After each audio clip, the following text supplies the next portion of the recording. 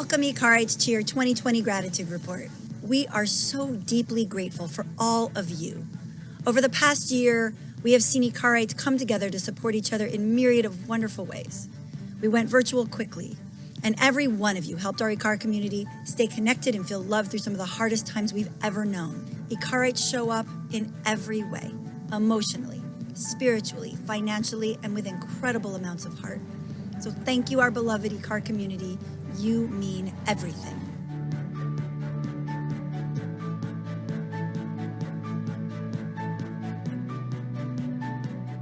You know, there was a lot of talk around COVID, like, how did people pivot? I don't actually think it was a pivot.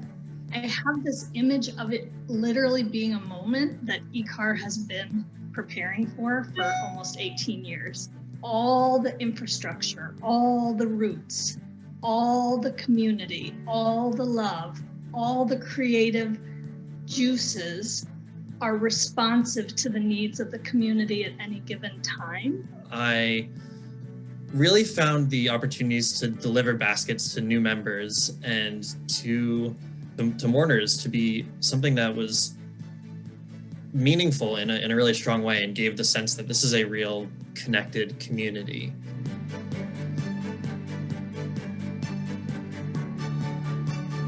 Hey, Sylvia, I'm so excited to dive in and share some of these incredible numbers. You know, co-chairing the membership committee with you has been super fun. And so I'm excited to hear how we did this year. What were our membership numbers like? This year, over 100 families from across the country and across the world joined eCar as eCar from Afar members. Just this past Purim, we had 1,250 Mishloach Manot delivered to families to bring a little Purim joy and also give a little gift to share with our neighbors.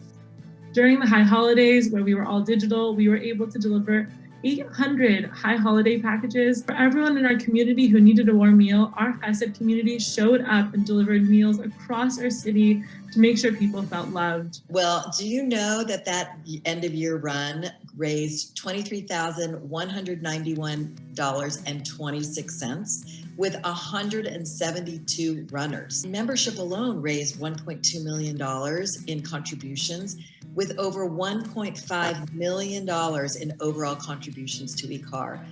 We've had 30,000 people join us for high holidays. We had 300 learning classes on Zoom where we were able to connect with one another.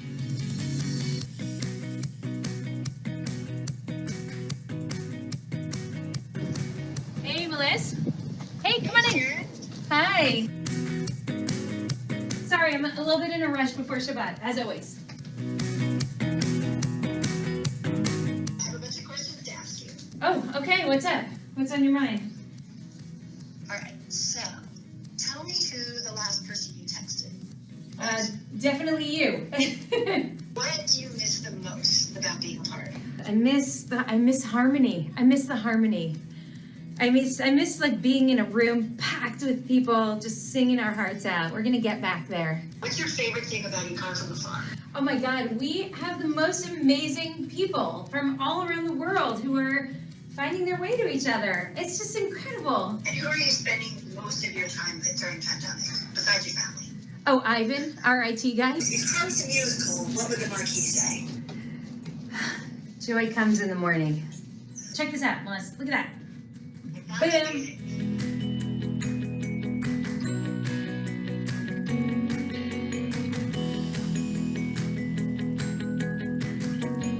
Like everything else, justice work looked a little different in 2020.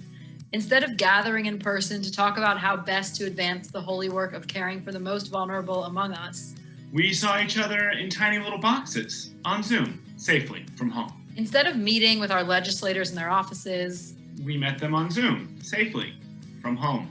Instead of knocking on voters' doors at election time, we called them on the phone, safely from home. But eCarites adapt. We turned a high school gym into a holy space, after all. We made it work. And here's what we accomplished. We completed the Earth Challenge 5780, inspiring our community to live more sustainably and respond to the climate crisis. Sponsored the Asylee family from El Salvador as they seek asylum in the United States. We help them find work, housing, legal advice, health care, and any other services they needed as they weathered the pandemic with the rest of us. We provided a total of 480 meals to hungry Angelinos at Paths West LA Transitional Living Facility, keeping alive a 15-year partnership. We donated 110 Thanksgiving feasts to our church partners in need this Thanksgiving. We hosted constituent meetings with state senators, congressional representatives, county supervisors, and city council members to advocate for equity in COVID response and relief. We joined with our partners at LA Voice and Black Lives Matter Los Angeles in calling on our city leaders to reallocate funds marked for policing and incarceration and instead direct them to communities of color.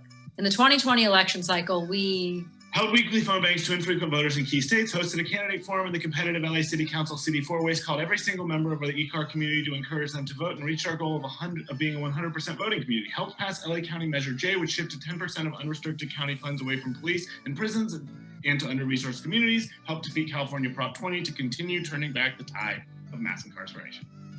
Hopefully 2021 will bring us out of our screens and back to doing justice work in person. But until then, even a pandemic won't stop ECARites from making sure we not only talk the talk, but walk the walk.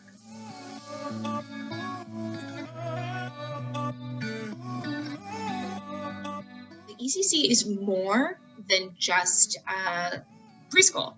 It's really, really a community for the children and also a community for the parents. So thank you. Thank you for helping to support the ECC. And I want to echo Marissa in thanking you for all of your support of our wonderful program and community.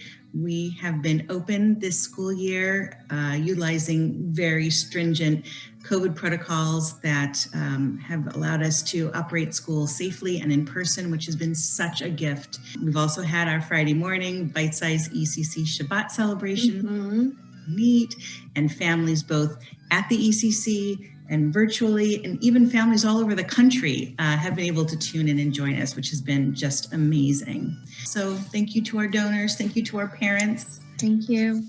We appreciate it. Thank you so much.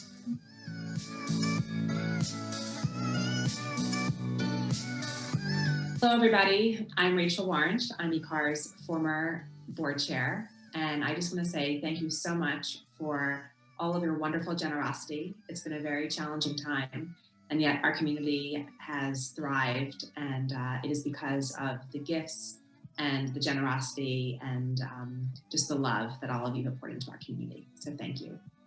And I'm Ethan Goldstein. I'm currently ECAR's board chair. Thank you as well. Thank you for all your gifts. Thank you for all your generosity. And I have to say, I'm so proud of what ECAR has accomplished in the last year. In the middle of a national emergency, in the middle of a pandemic, we have taken care of our community. We have expanded. I'm so proud. We've really grown as a community. We've grown as an organization. I'm so proud of what we've done. Thank you all very much. And I'm Mo Langer, the current vice chair. Thank you to everyone for your continued support of our community and for all that you have contributed this past year. This community has shown up in ways that we never could have predicted. In a time of so much loss and pain and grief and uncertainty, we have found our way back to one another again and again. We've laughed together and learned together. We have danced and cried together. We've planted the seeds together of what I know will bear fruit on the other side of this. We have been so daring and brave and loving, and the world that we emerge into will be better for it. So thank you.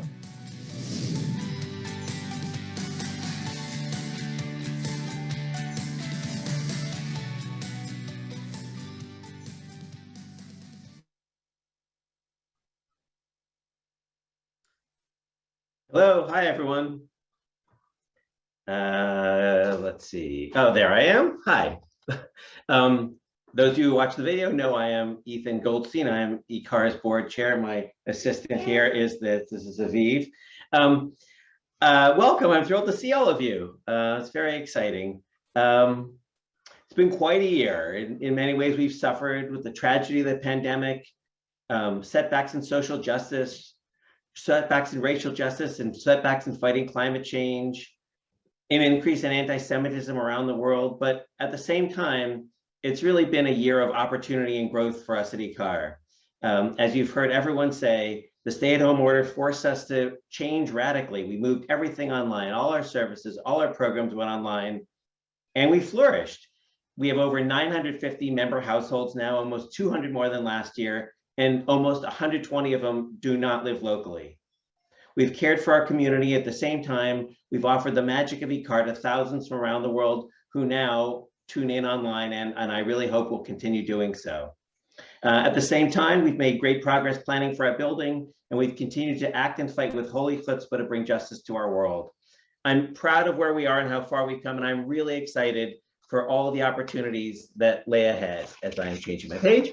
In other words, we have a lot to discuss this morning. After a few words of Torah from Rabbi Brous, we'll have a presentation about the current state of IKAR, followed by breakout rooms organized by topics at which we welcome your thoughts, questions, and ideas.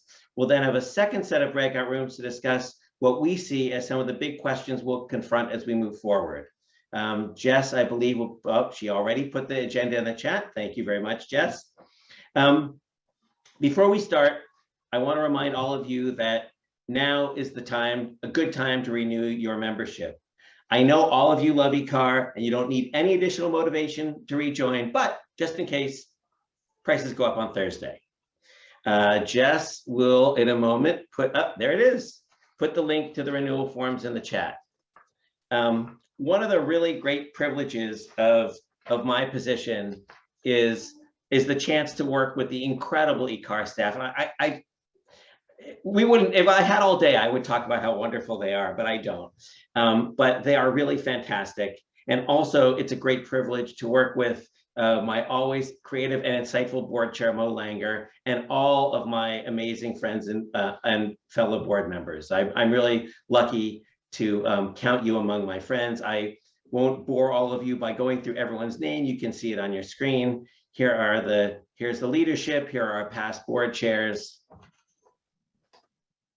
And here are our fantastic board members. And I should say, if you ever see me or ever see any of the board members in person, please introduce yourself. We all really want to meet you. We're always open for questions. If you ever want to contact any of us, we always want to talk and we always want to hear from you. I always tell my friends, if you're talking about IKAR, I'm always happy to chat. So welcome to the community meeting. And I'm now going to turn this over to our spiritual leader beyond compare, Rabbi Brous. Thank you so much, Ethan. It's really good to be with all of you in this way. And I know our hearts were lifted when we saw everyone check in from wherever you are around the city, around the country, and really around the world. And I'm so grateful to the technology that kept us together through this time. What I want to do with us is a very quick look at Psalm 126, which some of you may be familiar with, because it's the psalm called Shir HaMalot that we say at the beginning on Shabbat and holidays when we're preparing to say Birkat Hamazon. So you may have heard it like this: Shir HaMalot B'Shuv Adonai, if that sounds familiar, or Shir HaMalot B'Shuv Adonai. There are 1,000 ways to sing it. But what I wanted to do with you today is just to read it and think about this incredible moment that we're in right now, and to allow this psalm to be for us a kind of guidepost to show us where we've been and perhaps a little bit of where we're going. So here's how it goes. Shir HaMalot B'Shuv Adonai, Et Shivat Zion Hayinu Kecholmim. This is a song of ascents. When God returned to us, it says, the fortunes of Zion. Hayinu Kecholmim, we were like dreamers. This is where Yossi Klein Halevi took the title of his book. We see it as in a dream, says this translation. On Rosh Hashanah, when I shared my sermon about how we would move through catastrophe, through grieving, through storytelling, and then through rebuilding, I closed by sharing a dream that I had of all of us coming back together again and celebrating Shabbat in person and singing together and laughing and crying together. And I felt yesterday on our first Shabbat, where we're truly reopened, that in some ways that dream had been realized. And we've spent a lot of time during this period, I think, dreaming and imagining what might come next. And now in the course of the coming months and in the course of the coming years, we'll have the opportunity to step into those dreams. I'm going to say more about that in just a moment, but let's go on with the psalm. It says, Az yimales chokpinu ushonenu rina. So we say our mouths will be full of laughter and our tongues or our words will be filled with joy. Az Yomru Vagoyim Higdil Adonai Lasotim Ela. And we will express our gratitude to God for everything great that has happened in order for us to get to this point. The laughter, the joy, and the gratitude. And then verse 3 is really interesting because it says, Higdil Adonai Lasot Imanu Hayinu Smechim. Then it says not just what God has done for us, but what will be done for us. Because in some way, I think what the psalmist is saying is that through the times of challenge and crisis, we develop a kind of muscle memory for resiliency that then can become very useful for us in the future, because there will be challenges again, there will be pain again. We don't know what shape it will take, but just as in the past, we've learned that we can survive, we can adapt, we can adjust, we can continue to find our way to one another, and we can continue to live into our values. So too, we trust now that we'll be able to whenever those future challenges emerge. And then we say that God will restore our fortunes like the waterways in the Negev. And then look at verses 5 and 6. And with this, we'll close in a moment. Hazorim bedima berina yiktzoru. They say that those who sow in tears will reap in songs of joy. Those who sow in tears will weep in songs of joy. And verse 6 explains what that means. Haloch yelech uvacho nose meshech hazorah bo yavo verina nose alumotav. The one who goes along crying, carrying a seed bag, will come back with songs of joy, carrying instead of seeds, sheaves. And so our tradition asks us to imagine that these moments of pain and heartache and anguish are also the planting of the seeds of the future. And it's not to be Pollyannish, and it's not to say that the pain isn't painful, but to say that something also grows even from the pain. And as we now talk about where our community has been and where our community will go, I want us to think about what it means to have held dreams during the time when we had no idea how long the darkness would persist, when we didn't know how much of a toll it would take, or when the vaccine would emerge, or when we would ever be able to see one another in person again. We didn't know. We wept and we dreamt. And now I believe we're living into the beginning of an era, the beginning of a moment in which those tears combined with those sacred dreams are now coming back to us like sheaves that we can carry on our shoulders into the future. So with immeasurable gratitude to all of you for walking through this time together, for holding one another through the tears of the darkest times, and through reminding each other every day to continue dreaming. Now together we set out the pathway for the future.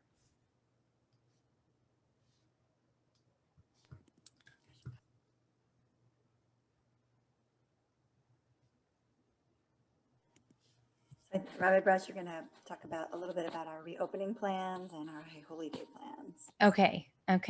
So as you've all seen, I believe, in the Hallelujah, we're back email, we're very grateful that as of this past Shabbat now, we're officially able to really open our doors to everyone who wants to come and join us. Who is vaccinated, who's eligible for vaccination and vaccinated. And so we have an attestation form that is online where people can attest that they've been vaccinated, or they can come with their vaccination cards. It's better if you do the attestation online so that we can just have a record of it, so we don't have to keep asking you. But what this enables us to do is to gather as many people as want to come and join us on Shabbat. And our masking and distancing protocols have been lifted through the grace of our medical task force. And so we're very grateful to them, and we're grateful for this opportunity to be back together. And for those who were there yesterday, I hope you got a little bit of a sense of what I'm talking about when I talked about the manifestation, or a taste of the manifestation of some of the dreams that we were holding during this time.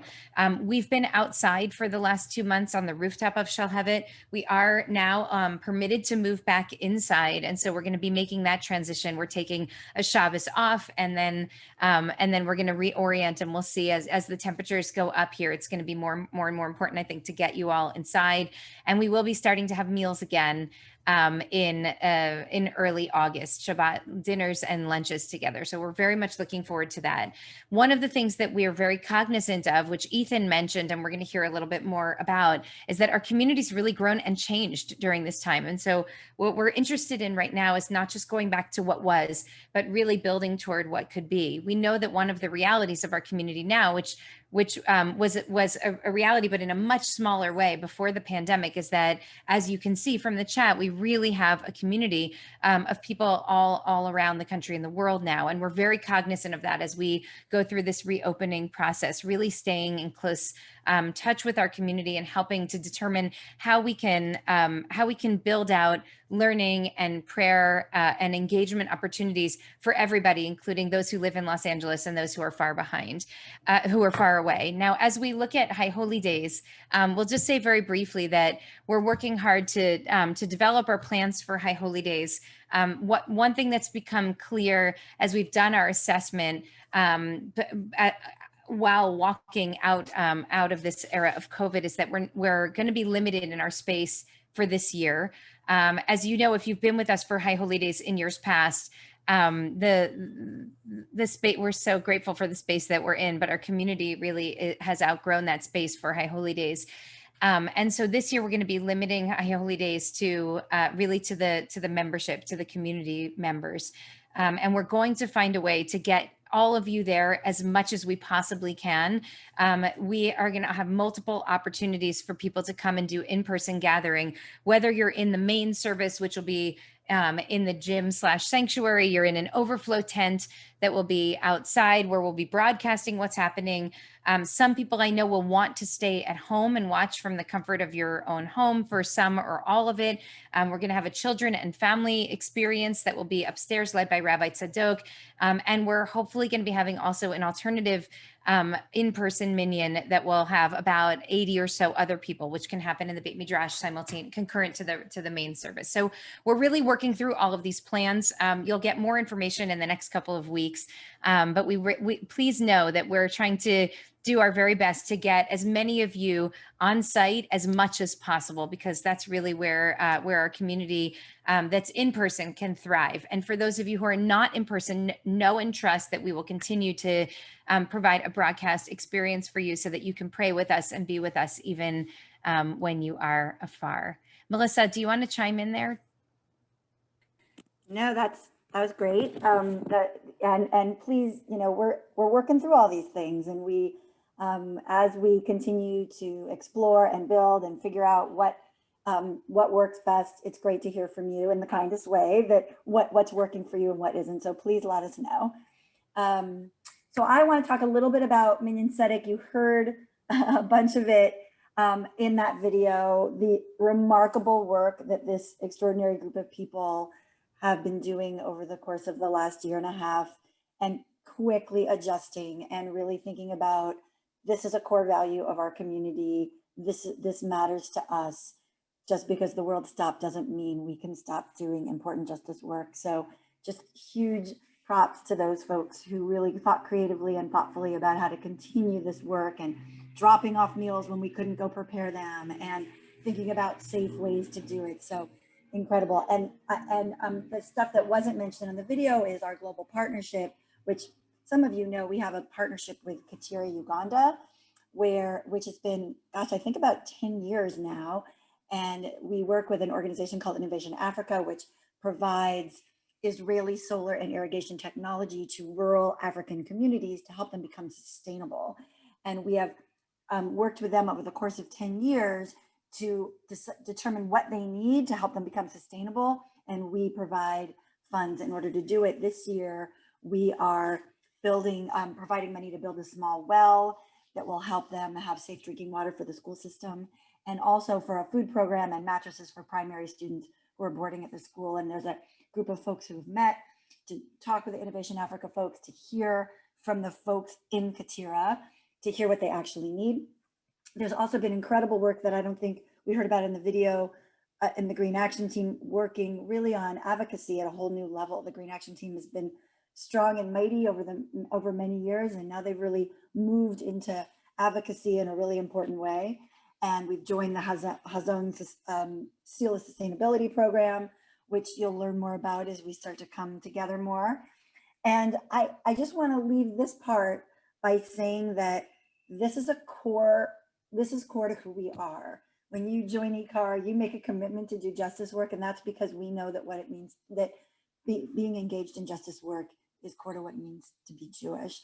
And it's also a great way to become enmeshed in the community and get to know people, but the best people. So jump in, talk to Brooke Wirtschafter, our Director of Community Organizing, or any of the many fabulous lay leaders that we have, and get yourself involved. There will be a breakout room to talk in more detail about some of this stuff, but know that there's so much work going on, so much good work going on, and couldn't be more proud of ICAR's involvement in the world and justice. Thank you, Melissa. Okay, we have just a couple more quick pieces of update, and then we're going to move into our breakout rooms.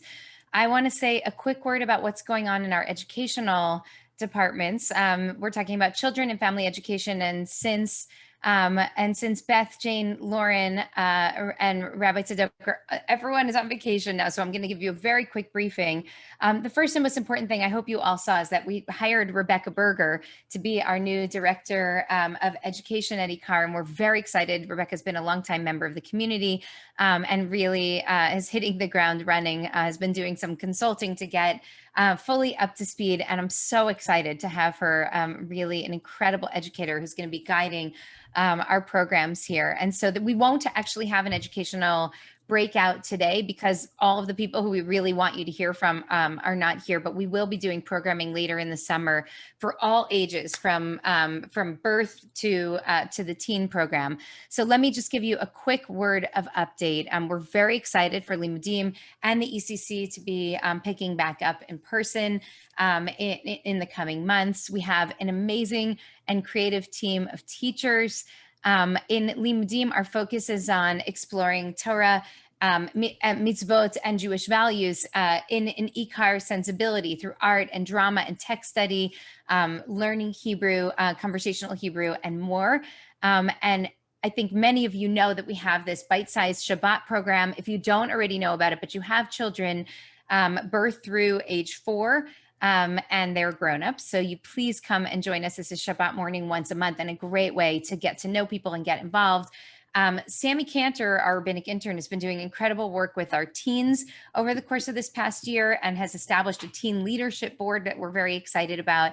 And finally, we have Little Mensches, which is a program for our families to come together and do justice work together. So there's really a lot going on in this space.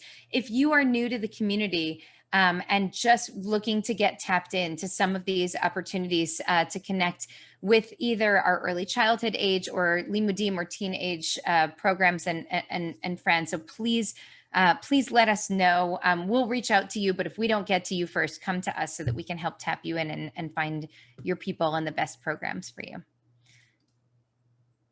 Mo, a couple minutes on the budget. Absolutely. Thanks, Rabbi Brous. Hi, everyone. So good to be here with all of you.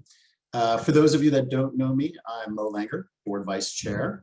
For those of you that know me but are trying to put your finger on what's different, I do not have the remove my beard feature on in Zoom. I actually shaved my beard off. It's gone. So if you see me in person and you think it's me, please don't be afraid to say hi. Yes, it's me. Just look at me from the eyes up and you'll recognize me. So that being said, Jeremy Rosenthal, our amazing treasurer, is unable to make the meeting today. So I'm going to step in and give you some financial highlights. We're going to have a breakout room shortly for those of you that have deeper questions. So please join us there if you have more or you want to know more. First, I just want to quickly thank our incredible finance committee, which includes Jeremy Rosenthal and Dave Chariton and Daniel Inlander and Ian Weiner, who have done an incredible job of oversight during this really uncertain time. We're wrapping up our current fiscal year, our 2020-2021 year. Our fiscal year is run July 1st through June 30th, and so we'll be wrapping up here this coming week. We're actually coming off a year where we did better than expected, quite frankly. We showed community growth, as you heard in the intro video, while others have not been so fortunate, but it's been a really an incredible response from the community during this time. Our total budget for this coming fiscal year, 2021-22, has now grown to $5.7 million. So our budget is getting substantial. We're anticipating an increase of about 8.5% in income, that's donations and membership year over year. Overall, our expenses are going up significantly in this coming year as compared to our pandemic year. But that's mostly because our largest expense group is around staffing. As you would expect, it takes a lot of manpower to support this community and make all of this magic happen. And we welcome folks back from furlough, and as we add some new positions for growth, that is increasing our expenses as compared to our pandemic times. But it's really, I think, a compelling story of reopening and a compelling story of growth that's leading to that increase in expense. I just want to leave you with one quick thought, which is, just as you heard with our reopening plans, we're only inviting members to join us in person at High Holidays. And so we are going to need to fill a hole of about $250,000 from non-member e-card registrations that we typically generate in years where we are in person. So please keep that in mind. Thank you so much for your continued support and for making this past year an incredible year and what I know will be an amazing year coming up. I'll now turn it over to the incomparable Lauren Buckman for an update on the capital campaign. Thank you, Mo. I am Lauren Buckman. I'm on the board, and I have really the honor of being the chair of the Capital Campaign Committee. It's been an inspiring experience, mainly because that same daring, brave, and loving community that we heard about so much in the video has started to show up for the campaign as well, and it is going exceedingly well. We have had a lot of twists and turns to this project, which have been pretty interesting, and sometimes that has sometimes that slows down a campaign, but not at ICAR at all. I mean, we purchased the original property, and we began to move forward. We then realized that there wasn't really sufficient room to build our full program. And we were learning that parking was going to be very, very expensive because we had to go underground so far. And thanks to the industry of some great people, including our illustrious chair, Ethan Goldstein, we were able to move forward and purchase the motel property next door. And what that allowed us to do was actually to save a lot of money, but going underground and doing only one level of underground parking. And frankly, it gave us enough room for the program that we really needed. So the campaign is kind of adjusting to all these changes. And then given the amount of space we had, we were able to explore a way to really live our values. And one way that came up, and there are many, was to be able to do an affordable housing project, something that you're going to be hearing about from Melissa in a couple of minutes. And that allowed us to really sort of conceive of a campus that was going to be of great excitement, that was also at once going to allow us to be who we are, live our full program, and at the same time, we were going to be able to create an affordable housing and meet what is clearly one of the deepest and pressing needs in our community. And the excitement and the opportunity to be able to respond to that was quite wonderful. And then along the way, as our campaign kept on going, there was the building our design team and our fundraising team and establishing affordable housing partners and the demands of COVID and caring for our community. And the constant was the generosity and commitment and vision and great heart of this community coming forward and keeping the campaign going.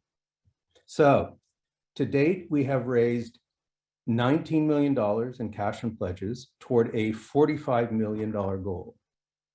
The housing project, the affordable housing project that we're doing, is set up so first and foremost, and hear this please, no philanthropic ICAR money goes into the housing project. It's a completely separate deal. But we are able, through a ground lease and through benefiting from a cold shell that's going to be built by the housing folks for our offices and a cafe, we are able to really realize close to $8 million. So you take the 19 and you add the 8 and you get 27. And so we have $18 million to go to reach our goal of 45. And there is a wonderful and strong group of committed people, of both major donors and our community as a whole, ready to step up and willing to step up. We will complete the major gift piece of it in the next period of time. And when we're at 80%, that's when we are going to go public to our entire community. It's been a remarkable experience. I've been involved in a lot of campaigns. This one, not surprisingly, It's eCar, is special, and it has ridden the wave of all of our changes magnificently, and we're in really, really good shape. So I will now pass it on to Melissa to talk a little bit more about the Affordable Housing Project. Hi, thank you so much, Lauren. And what a blessing it is to get to work with you and Ethan and Mo and all our incredible lay leaders. It's definitely a huge lift, and we spend a lot of time with these incredible people, and I feel really, really lucky to do so. So as Lauren mentioned, when we bought the motel property, we realized we needed additional property to do our program. We know what our program is, about the number of square feet that we can do, that we need for the program, and that we believe we can afford. The motel allowed us to complete that, because the property that we had, we could have done it, but it would have been squeezed in very tight and probably would have had to go up pretty high and down pretty low. So, which is all very expensive. So the further you go down for parking, the more expensive it is. And the further you go up in construction, the more expensive it is. So really the motel hopefully will pay for itself. So it allowed us to have additional space to be able to complete our program, to do it more economically efficiently. And also, as Lauren said, allowed us to think about whether we had been exploring this idea of housing, whether we could actually do it. And we did a long search. We did multiple months of research and speaking to nonprofit housing developers, for-profit housing developers, experts in housing, in government, outside of government, NGOs. And we did a long process to find out who would be the right partner for this. Because to be clear, we aren't building affordable housing at eCar. We are partnering with experienced affordable housing developers who not only build the housing, but also run it, select tenants, provide the services, keep the building up. But we will partner with them, but we know very clearly that this is not our expertise. We are not in the affordable housing business. We are in the business of building Jewish community. And we hope that the housing community will be integrated in all kinds of interesting ways to continue the justice work. But we've selected CCSM, which is a really phenomenal affordable housing developer. They have decades of experience building, running beautiful communities, sustainable, beautiful buildings, light-filled, that create communities of folks that become successful and able to really transition from serious challenges to being able to live out their full values. So, so we're excited about working with CCSM. We're excited about learning more about how to make this work in the most practical and efficient way possible. And as Lauren said, just to reiterate, no philanthropic eCar dollars will go to the affordable housing. It's actually the reverse, because we are using some of our property for it. We are actually gaining money for almost $8 million into our capital campaign in order to make this happen. So the other things I just want to say very quickly, and we'll have a breakout session for any questions that people have, and I'm always available to talk more about it. But so we have consulted with security experts. We've consulted with all kinds of experts to figure out how to create a very safe and beautiful campus that's going to serve our community really well, and also be able to serve this population of people. We know that this is the most devastating plague that is really occurring in the city of Los Angeles. Nobody in Los Angeles can walk out of their doors anymore without understanding the magnitude of the crisis that is folks who are houseless. And this is a very small thing that eCar can do, but something that really allows us to live into our values in such a profound and significant way. And we're really excited about doing it. And we know that that we're going to learn lots about it, that we're going to work with the best experts in order to make this work in the best way. And we're also really proud that eCar is among the first communities of faith to do this. And we hope that this will inspire other communities of faith to use land that they might have to provide housing for folks who are just so desperately in need of it. So again, happy to answer any questions and excited about exploring more with all of you about what this is going to look like. And we feel really excited about moving forward with this. So I think the next is we're going to go into some breakout groups, right? Am I right about this? So what's going to happen? I don't know, Ethan, do you want to describe, or you want me to take it? Sure. I can do it. You should see a pop-up box to choose your breakout room, and if you don't do that, you should be able to click a breakout rooms button on the bottom of your Zoom screen. If you still can't do that, put in the chat which room you'd like to go to, and one of the Zoom administrators will send you there. So we're going to go to breakout rooms, and we'll see you there. All right. Well, welcome back, everyone. Hopefully those breakouts were informative, and like in our session, probably didn't have enough time, or it felt like it didn't have enough time. So of course, if you have more questions, please reach out. We're always happy to chat, whether it's Ethan, myself, anyone else on the board, staff. So just really, we tried to be as transparent as possible. So please just reach out with questions. Well, when people ask me why I love eCar, I usually lead off with, because being part of this community really, it makes me strive to be a better person. At least that's the way I feel. But I have also heard the same sentiment from many of you. It seems that we all feel this aspirational pull to be our best selves because of this community. And that aspirational belief, I think, is manifest at a community level, where we take that desire to be better and we use it to support our community during those important life moments, but also in everyday life. I mean, we see it between ourselves every day. And while that might be enough, I think that there's also something else that attracts us all to eCar. It's sort of that feeling that our act of building this community is having an impact beyond the confines of just us. It was interesting, as Rabbi Brous reminded us during a teaching at our board meeting this past week. And yes, we do have teachings at our board meeting, as you would expect from eCar. But what she reminded us of is that what we should strive for is really nothing less than the complete reimagining of the society we live in. Really to be one of love and justice and dignity, really for all people.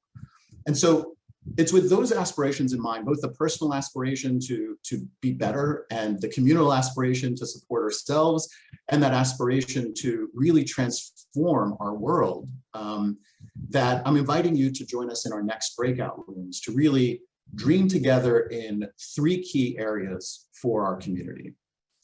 First, how can we stay intimate while growing big? Second, what could our community look like with global reach? And third, help us dream audacious dreams for our building. So those are going to be 3 different breakout rooms that you can join in a moment. And we will spend about 10-15 minutes together just dreaming together and thinking about how we manifest those aspirations for ourselves, our community, and the world. So if you don't see the pop-up box to choose your own breakout room, as we said before, click the breakout rooms button on the bottom of your Zoom screen. If you still can't access it, type in the chat what you'd like to go to. But otherwise, I look forward to dreaming together in the next rooms. Hello, welcome back. Hello. I hope that your breakout sessions were good. I know ours, the two I was in, were excellent. We can spend a few minutes taking some questions if you have them. I think probably the best thing is to either put them in the chat or raise your hand. Love to have all of you stay for questions. Those of you who can't stay, it's great to see all of you. Thank you for coming. Look forward to seeing you all. Those of you who are local, look forward to seeing you all in person. Those of you who join us by remote, look forward to seeing you on Zoom.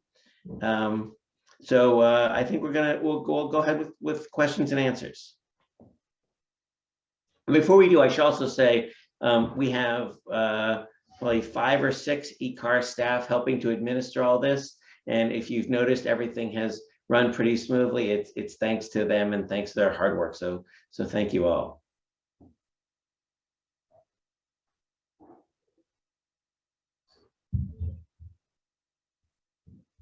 Hey, we see some hands. Oh, I do see a hand. Do you want to call on some folks? Sure, Janine. Thank you. Hi.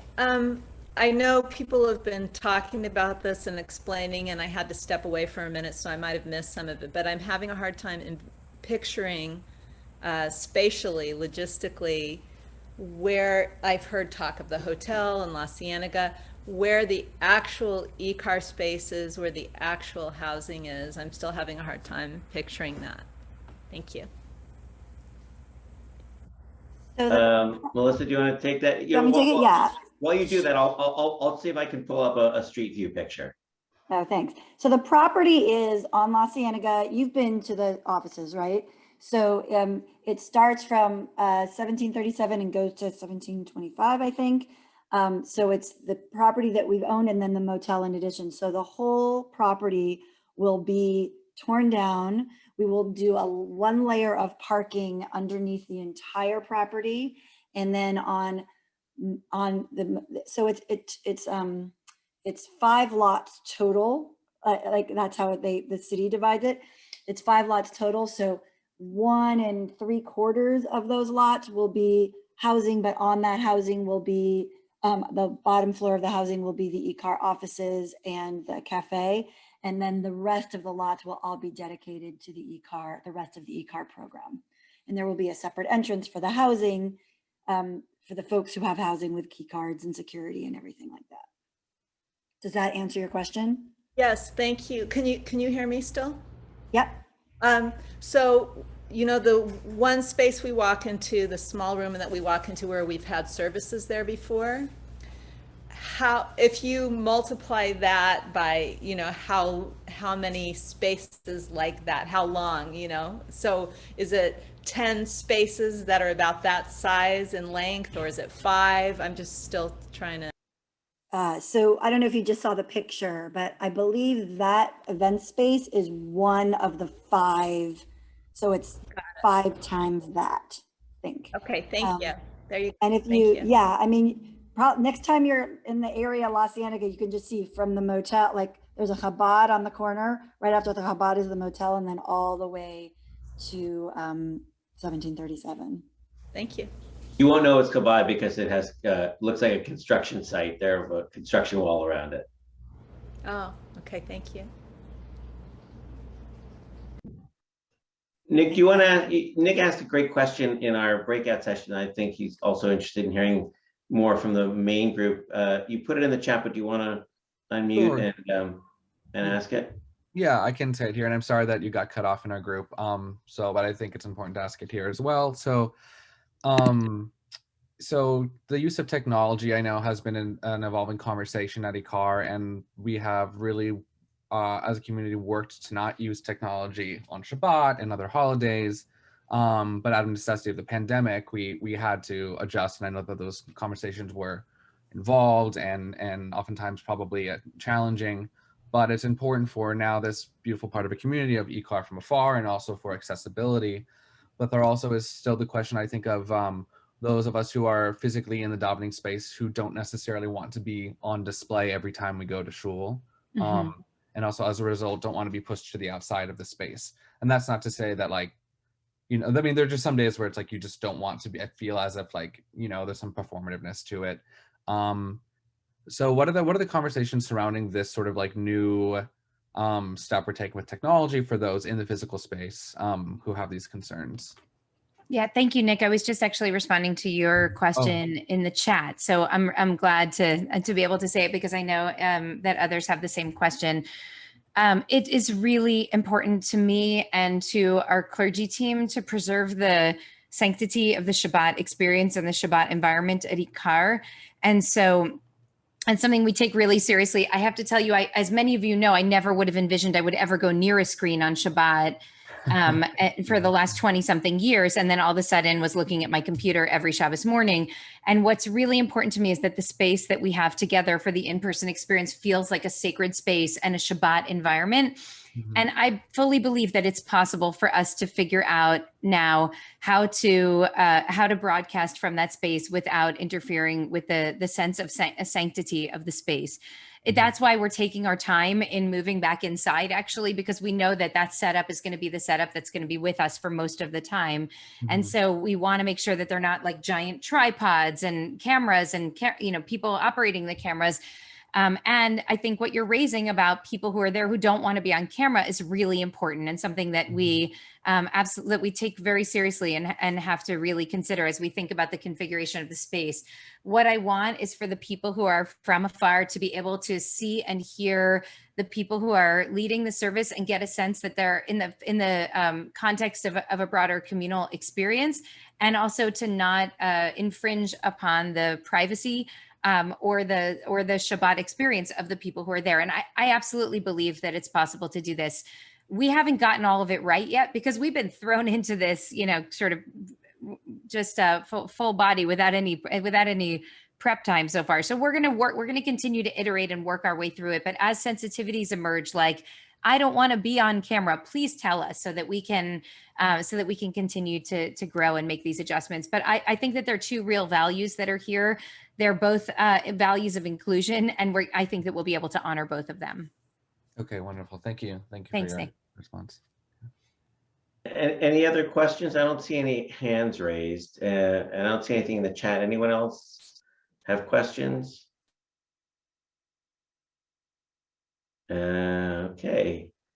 Well, if no one has any other questions, I think we'll probably conclude. Rabbi Brous, do you have any final words you'd like to offer? I'm just so excited from the last breakout group that we had, the aspirational, the building, thinking of our great aspirations and using this physical space. I really want to encourage people. We designed this to be short, to max at 1 hour and 15 or 1 hour and 30, which is where we are. So we want to let you go, but please do not think of this as the be all end all of our communal conversation, of your input into the broader conversations about where we are and where we're heading. It only helps us grow when we hear more from you. So thank you so much for being with us today. Go enjoy the rest of your Sunday, and we can't wait to hear more of your feedback and your insights and your ideas in the days ahead. Thank you all so much. Thank you, Ethan.